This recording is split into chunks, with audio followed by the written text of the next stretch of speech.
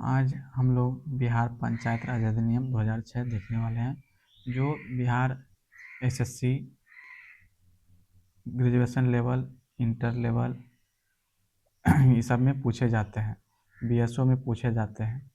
तो पहला देखिए हम लोग शुरू कर रहे हैं। बिहार पंचायत राज अधिनियम 2006 कहाँ लागू नहीं होगा?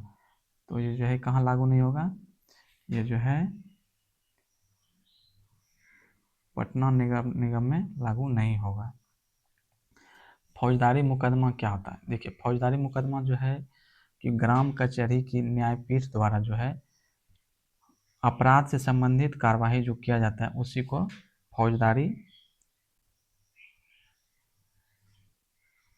फौजदारी मुकदमा कहा जाता है। अच्छा, अब आगे चलाइए। ग्राम सभा। ग्राम सभा ये जो होता है इसकी बैठक की अवधि क्या होता है ग्राम सभा का? तो किन्हीं दो बैठकों के बीच का अंतराल क्या होना चाहिए? 3 महीना से अधिक नहीं होना चाहिए। ग्राम सभा की बैठक की अवधि कितना होता है? तो 3 महीना से, दो बैठक के बीच 3 महीना से अधिक नहीं होगा। अगला देखिए, ग्राम सभा की बैठक का आयोजन करने का दायित्व किसका होगा? तो ये मुखिया का होता है। कौन करता है? मुखिया करता है। अच्छा, ग्राम सभा की बैठक का आयोजन यदि मुखिया नहीं कर पाता हो तो इस बैठक का आयोजन कौन कर सकेगा? तो इसका कौन करता है? पंचायत समिति के कार्यपालक पदाधिकारी करते हैं। कौन करता है? तो ये पंचायत समिति के कार्यपालक पदाधिकारी करते हैं। अब बैठक के लिए गणपूर्ति कोरम कितना होना चाहिए? किसी बैठक की गणपूर्ति कोरम ग्राम सभा की कुल सदस्य संख्याओं का कितना होना चाहिए? तो 20वां भाग होना चाहिए। 20वां भाग होना चाहिए बैठक करने के लिए। तो देखिए, बैठक कौन बुलाएगा? मुखिया। यदि मुखिया नहीं बुला सकेगा, मुखिया की अनुपस्थिति में कौन बुलाता है? पंचायत समिति के कार्यपालक पदाधिकारी बुलाते हैं। अच्छा, और इसकी बैठक के लिए गणपूर्ति कितना चाहिए? किसके लिए? तो ग्राम सभा का देख रहे हैं हम लोग, तो इसमें 20वां भाग होना चाहिए। अच्छा, आगे देखिए, गणपूर्ति की कमी के चलते स्थगित, जो गणपूर्ति नहीं हो सका, 20वां भाग नहीं पूर सका, उसके चलते स्थगित हो गया, तो ऐसी बैठक में लेकिन बैठक हो रहा है फिर भी जो है कि यदि निर्धारित विषय पर विचार नहीं हो सका, जो पहले से विषय लाया गया था उस पर विचार क्या हुआ? नहीं हो पाया, तो स्थगित बैठक जब स्थगित हो गया तो बैठक के बाद की बैठक, स्थगित बैठक जब हो गया उसके बाद जो बैठक होगा उसके समक्ष वो जो है कि फिर से वो विचार निर्धारित विषय रखा जाएगा और उसी में उसको निष्पादित किया जाएगा, जिसके लिए गणपूर्ति ग्राम सभा के कुल सदस्यों का कितना होना चाहिए? 40वां भाग होना चाहिए। पहली बैठक में 20वां भाग होना चाहिए। यदि 20वां भाग नहीं हुआ तो उसके बाद क्या हो जाएगा? वो दूसरा बैठक होगा, तो उस दूसरा बैठक में कितना भाग हो जाएगा? 40वां भाग होना चाहिए। तभी जा करके वो फिर जो है कि जो निर्धारित विषय था पहली बैठक में नहीं, उस पे विचार विमर्श हुआ, उसका निर्धारण नहीं हो पाया, तो वो अगली बैठक में किया जाएगा, जिसका 40वां भाग जो है कि बैठक करेगा, उसमें जो है कि उसका निर्धारण किया जाएगा। अब आगे देखिए, ग्राम सभा की प्रत्येक बैठक की अध्यक्षता कौन करता है? तो अध्यक्षता कौन करता है ग्राम सभा का? मुखिया करता है। और उसकी अनुपस्थिति में कौन करेगा? तो उप मुखिया करेगा। मुखिया नहीं रहेगा तब उसकी अनुपस्थिति में उप मुखिया करेगा।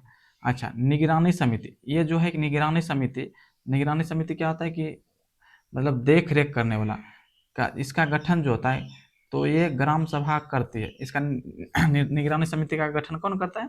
तो ग्राम सभा करता है, जिसमें किसका सदस्य नहीं होना चाहिए? तो ग्राम पंचायत का सदस्य नहीं होगा इसमें। किसका सदस्य नहीं होता है? ग्राम पंचायत का सदस्य नहीं होता है।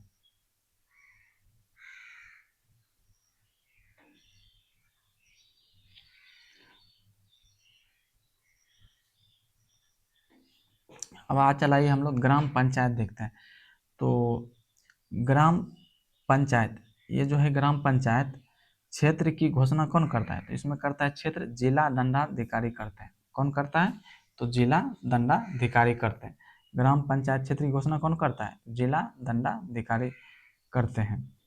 अच्छा, ग्राम पंचायत क्षेत्र घोषित करने के लिए कितनी जनसंख्या होनी चाहिए? जब ग्राम पंचायत क्षेत्र घोषित किया जाएगा तो उसके लिए कितना जनसंख्या होना चाहिए? संभवतः कितना 7,000, कितना 7,000 के निकट, लगभग 7,000 होना चाहिए, तभी वो जो है कि ग्राम पंचायत क्षेत्र घोषित किया जाएगा। वो भी किसके द्वारा किया जाता है? जिला दंडाधिकारी के द्वारा।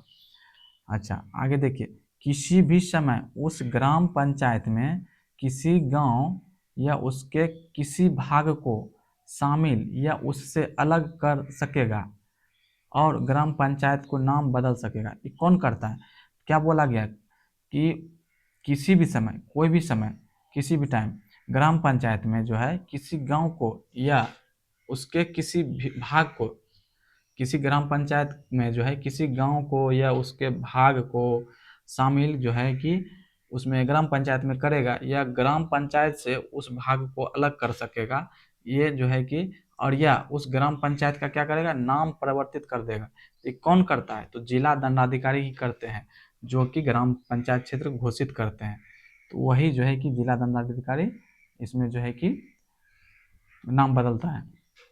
अच्छा, ग्राम पंचायत क्षेत्र की कितनी जनसंख्या प्रतिनिधित्व प्रत्येक सदस्य करेगा? जो जनसंख्या होता है ग्राम पंचायत का, ग्राम पंचायत का जो क्षेत्र का जनसंख्या है, वो कितना जनसंख्या पे एक प्रतिनिधित्व चुना जाएगा? तो कितना होना चाहिए? 500। 500 जनसंख्या पे एक प्रतिनिधित्व चुना जाएगा ग्राम पंचायत का। ग्राम पंचायत का एक प्रतिनिधित्व जो है 500 जनसंख्या पे चुना जाएगा। अब चलाइए आगे, अनुसूचित जाति, अनुसूचित जाति, अनुसूचित जनजाति और पिछड़े वर्ग के लिए कितने प्रतिशत आरक्षण आरक्षित किए गए? ये तीनों को मिला करके जो है कि, ये तीनों को मिला करके आरक्षण जो है 50%, 50% जो है कि आरक्षण दिया गया है। पिछड़ा वर्ग के लिए 20% से अधिक नहीं होगा। इसमें जो है कि 20% से अधिक नहीं होगा किसी भी के लिए, जो है कि 20%, चाहे अनुसूचित जाति हो जाए, चाहे अनुसूचित जनजाति हो जाए, चाहे पिछड़ा वर्ग हो जाए, उसमें से किसी को भी 20% से अधिक जो है कि नहीं मिलेगा। तो चाहे देखिए अनुसूचित जाति 20% हो जाए, अनुसूचित जनजाति 20% हो जाए, पिछड़ा वर्ग हो जाएगा फिर 10%, तो 20-20-40 हो गया, ये 10% हो जाएगा। तो उसी तरह जैसे कि पिछड़ा वर्ग को मिल गया 20%, अनुसूचित जनजाति को मिल गया 20%, तो 40% इधर ही हो जाता है। फिर अनुसूचित जाति को मिलेगा कितना? 10%। तो उसी तरह जो है कि इसमें जो है कि वो भाग बांट दिया जाता है 50% में ही। 50% से वो अधिक आरक्षण नहीं दिया जाएगा ये तीनों जातियों को मिला करके। उसमें देखिए आगे, महिलाओं के लिए, महिलाओं के लिए कितना प्रतिशत है? महिलाओं के लिए 50%। महिलाओं के लिए कितना आरक्षण दिया गया है? 50%। आधा 100 जो है कि उसमें प्रतिनिधित्व रहेगा, तो उसमें 50 जो है कि महिला के लिए आरक्षित रहेगा। अब देखिए ग्राम पंचायत की अवधि, इसका जो है कि ग्राम पंचायत की अवधि क्या होता है? तो प्रथम बैठक के लिए नियत तारीख से 5 वर्षों की अवधि तक। तो ग्राम पंचायत की अवधि क्या हो गया? तो प्रथम बैठक जब हो गया, प्रथम बैठक का नियत तारीख जो मान लीजिए उसके लिए तारीख नियत कर देता है कि इतना तारीख से बैठक किया जाएगा, उस तारीख से लेकर के 5 वर्ष जब पूरा हो जाएगा तो ग्राम पंचायत वो पूरा हो जाएगा। फिर देखिए ग्राम पंचायत, अगला, ग्राम पंचायत गठित करने के लिए निर्वाचन या विघटन की तारीख से 6 महीने की अवधि के अवसान के पूर्व ही करा लिया जाएगा। तो क्या बोला गया कि ग्राम पंचायत गठित करने के लिए जो है कि निर्वाचन जो होता है, विघटन की तारीख से, जो ग्राम पंचायत का गठन करने के लिए क्या किया? निर्वाचन किया। निर्वाचन करेगा, कब करेगा? तो विघटन जब वो पिछला जो ग्राम पंचायत है उसका विघटन होने से 6 महीना पहले ही जो है, 6 महीना की अवधि जब पूरा होने वाला है, तो उसी टाइम जो है कि उसी के बीच में ग्राम पंचायत का फिर से निर्वाचन करा लिया जाएगा। अब देखिए आगे, मुखिया व एवं उप मुखिया का निर्वाचन, इसका जो है कि मुखिया और उप मुखिया निर्वाचन मतलब इसे कैसे चुना जाता है?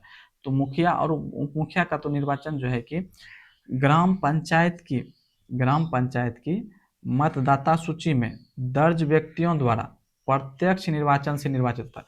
तो जो ग्राम पंचायत है उसमें जो मतदाता सूची रहता है, मतदाता सूची वोटर लिस्ट जिसको बोलते हैं, उसमें जो व्यक्ति का नाम रहता है, जो दर्ज रहता है व्यक्ति, वही जो है कि निर्वाचन करता है। तो वो किस तरह करता है? तो वो भी जो है प्रत्यक्ष निर्वाचन करता है।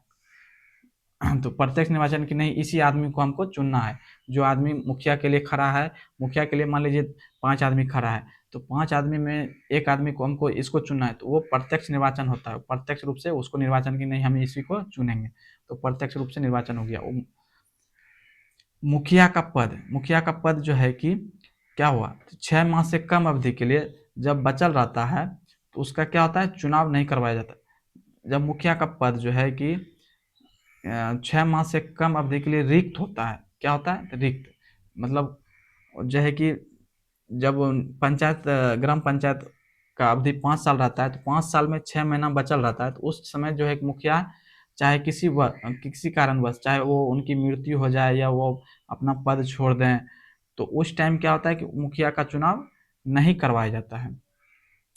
वो 6 महीना जो बचल है, वो 6 महीना के लिए नहीं करवाया जाता है। अब अगले जो है कि पंचायत के लिए, अगले ग्राम पंचायत की अवधि के लिए करवाया जाएगा। अब देखिए उप मुखिया का चुनाव कैसे होता है। उप मुखिया का चुनाव जो है कि ग्राम पंचायत द्वारा अपनी प्रथम बैठक, जो ग्राम पंचायत है वो अपनी प्रथम बैठक करता है जब, तो उसमें चुने गए सदस्य, जो प्रतिनिधि चुना गया है, उसमें से वो क्या करते हैं कि उसी में अपने लिए एक उप मुखिया का चुनाव करते हैं। और वो किस, तो बहुमत से, उनका जो बहुमत, साधारण बहुमत जो होता है, उसी बहुमत द्वारा उप मुखिया का चुनाव करते हैं। अब आगे आइए, देखिए यदि उप मुखिया के चुनाव में, उप मुखिया के चुनाव में, उप मुखिया के चुनाव में ग्राम पंचायत का वो जो मुखिया होता है, जो मुखिया जो निर्वाचित किया गया है, जिसका निर्वाचन हुआ है, वो भी जो है कि उप मुखिया के चुनाव में वो मतदाता होते हैं। मतदाता मतलब वो भी मतदान करते हैं, उप मुखिया को चुनते हैं। अच्छा, उप मुखिया के चुनाव में, उप मुखिया के चुनाव में मत का बराबरी जब हो जाता है, तो उस स्थिति में क्या किया जाता है, तो लॉटरी के द्वारा निर्धारित किया जाता है। उसका जो परिणाम जो है, जब उप मुखिया का चुनाव होता है, उसका जब मत की संख्या बराबर हो जाता है, तो उसमें जो है कि लॉटरी किया जाता है। लॉटरी उसमें जो है कि कुछ कागज में नाम लिख करके वो किसी बॉक्स में रखा जाता है, उसको फिर उठाया जाता है, उसी के द्वारा उसको चुना जाता है उप मुखिया को। जब मतलब मतों की बराबरी हो जाता है तब, नहीं अन्यथा तब तो वैसे ही जो है कि बहुमत द्वारा ही चुन लिया जाता है। अच्छा, मुखिया और उप मुखिया की पदावधि क्या होती है। जो ग्राम पंचायत का सदस्य के रूप में जो चुना गया है, जो उसकी पदावधि होती है, उसी तरह इसका भी होता है। वैसे ही जो है कि ये समाप्त हो जाता है। जिस तरह जो साधारण मुखिया की और उप मुखिया के अलावे जो पंचायत, ग्राम पंचायत के सदस्य चुने गए हैं, उसी प्रकार वो भी जो है कि उसका भी पदावधि होता है, कार्यकाल होता है। अच्छा, ग्राम पंचायत की बैठक, ये जो ग्राम पंचायत की बैठक है, तो कौन आयोजित करता है और इसका उत्तरदायी, ये कौन आयोजित करवाता है और इसकी बैठक की अध्यक्षता कौन करता है, तो ये जो है कि मुखिया ही करवाता है, आयोजित करवाता है मुखिया ही, और इस बैठक की अध्यक्षता कौन करता है, मुखिया ही करता है। और ग्राम सभा की बैठक की आयोजित कराने का उत्तरदायी किसका था, वो भी मुखिया थे। और मुखिया नहीं था तो उसमें कौन था, उसमें थे पंचायत समिति के कार्यपालक अधिकारी। अच्छा, मुखिया एवं या उप मुखिया का त्याग पत्र यह हटाया जाना, तो ये उप मुखिया या उप मुखिया जो है अपना त्याग पत्र किसको देते हैं या किस तरह इसको हटाया जाता है। तो उप मुखिया या उप मुखिया जो है, ये जिला पंचायत राज पदाधिकारी को स्वयं लिखकर अपने पद से त्याग पत्र दे सकेगा। तो ये क्या होता है कि जब त्यागपत्र देता है, त्यागपत्र लिखित देता है, तो वो 7 दिन की समाप्ति पर, 7 दिन की समाप्ति पर प्रभावी हो जाएगा। 7 दिन जैसे ही पूरा हो जाएगा, वो जब लिखित दे देगा किसको, तो जिला पंचायत राज पदाधिकारी को दे देगा, तो 7 दिन के बाद क्या हो जाएगा, वो प्रभावी हो जाएगा। 7 दिन के बाद वो मुखिया के पद से या उप मुखिया के पद से हट जाएगा, उस वह मुखिया नहीं हो। लेकिन उसी के बीच, यदि 7 दिन के अवधि के बीच में वह जिला पंचायत राज पदाधिकारी को स्वयं लिखकर त्याग पत्र वापस ले लेता है, तब वह जो है कि फिर बनल रहेगा। क्या होगा, त्याग पत्र वापस ले लेगा, उसी टाइम बोलेगा कि नहीं हमको जो है कि अभी मुखिया के पद पे रहना है, वो लिखित दे देगा फिर 7 दिन के अंदर, तब वो मुखिया पद या उप मुखिया के पद पे रहेगा। अच्छा, अविश्वास प्रस्ताव द्वारा मुखिया को हटाया जाना। तो अविश्वास प्रस्ताव द्वारा मुखिया को कैसे हटाया जाएगा, तो ग्राम पंचायत का जो कुल मतदाता जो मतदान किए थे उसकी संख्या जो है जो है संख्या का साधारण बहुमत से विश्वास न रहने पर, विश्वास जब नहीं रहेगा मुखिया पे तभी ना विश्वास मत लाया जाता है, अविश्वास प्रस्ताव लाया जाता है। तो वही जो है विश्वास नहीं रहने पर, तो वो जो है कि साधारण बहुमत से, तो ग्राम पंचायत का जो वोटर है, मतदाता है, उसका साधारण बहुमत से विश्वास न रहने पर प्रस्ताव पारित करें। अच्छा, अविश्वास प्रस्ताव की बैठक जो होती है, अविश्वास प्रस्ताव की बैठक अध्यक्षता जो करता है, अध्यक्षता करता है, तो ग्राम पंचायत की कुल मतदाता संख्या के कम से कम कितने प्रतिशत मतदाताओं के हस्ताक्षर से की जाएगी। तो जो होता है अध्यक्षता होते हैं, उसमें जो है कि ग्राम पंचायत के कुल मतदाता संख्या का कितना मतदाता का हस्ताक्षर होना चाहिए, तभी जो है कि वो जिला पंचायत राज पदाधिकारी वो करेंगे। तो पंचमांश होता है, पंचमांश 5वां अंश होता है उसका, ग्राम पंचायत मतदाता की संख्या का पंचमांश होता है, उसमें जो है कि तभी जाकर के वो जिला पंचायत राज पदाधिकारी बैठक करता है, किसका, अविश्वास प्रस्ताव का बैठक करता है। तो आज के लिए इतना ही, अभी और बचा हुआ है बिहार पंचायती राज से, आगे हम लोग बाद में देखेंगे।